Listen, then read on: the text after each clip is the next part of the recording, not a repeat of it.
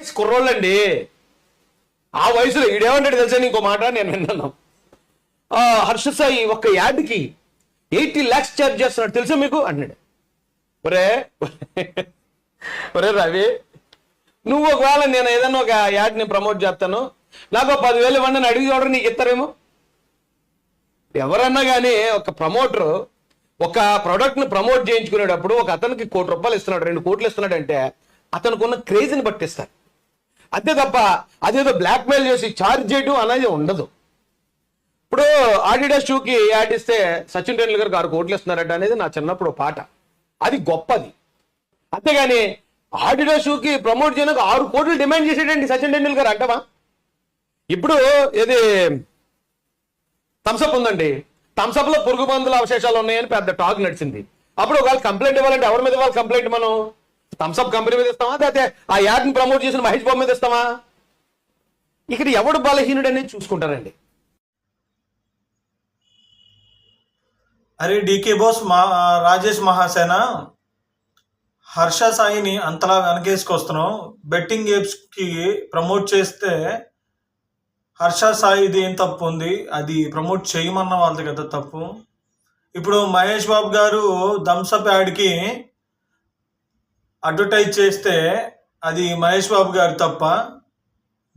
Thums Up company వాళ్ళది కదా అని మాట్లాడావు.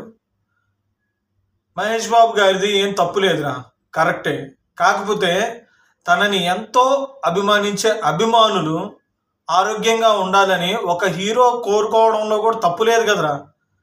ఇప్పుడు థమ్సప్లో పురుగుల మందు కలుస్తుంది, లేదు థమ్సప్లో అసిడిటీ ఎక్కువ ఉంది, యాసిడ్ నేచర్ ఎక్కువ ఉంది, అది తాగితే మనుషులు హెల్త్ పాడయిద్ది అని చెప్పి ఒక వార్త వచ్చింది అనుకో.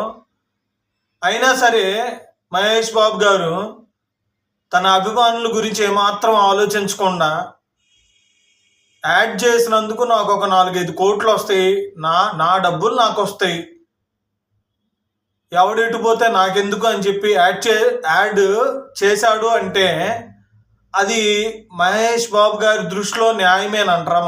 మహాసేన కరెక్టేనా అది?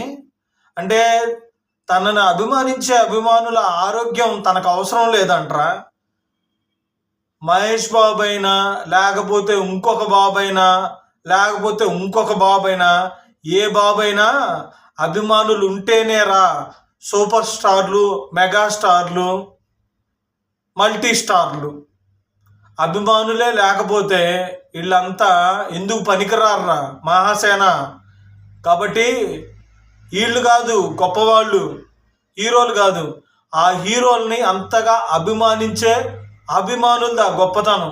ఆ అభిమానులే ఆరోగ్యంతో లేకపోతే వీళ్ళందరూ ఎక్కడికి వెళ్ళాలరా?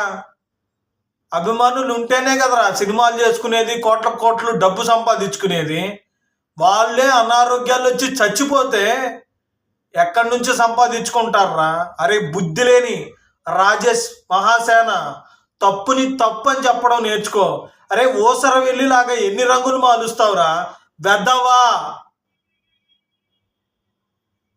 తల్లి పాలు తాగి ఆ తల్లిగా నా తల్లి కాదని చెప్పే రకంలా ఉన్నావు నువ్వు వెద్దవా. మంచికి సపోర్ట్ చెయ్యి, వెద్ద వేషాలు మానుకో, ఓసర వెళ్ళిలాగా బ్రతకడం మానుకో, మగాడివిలాగా బ్రతుకు. బ్రతికే 4 రోజులైనా, అర్థమైందా?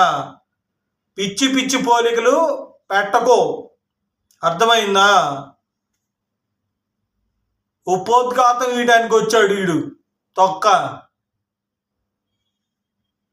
నీది నువ్వు క్లీన్ చేసుకో, అర్థమైందా? ఎదుటోడిది తర్వాత క్లీన్ చేద్దు. మంది నీట్గా ఉంటే కదా, ఓకేనా?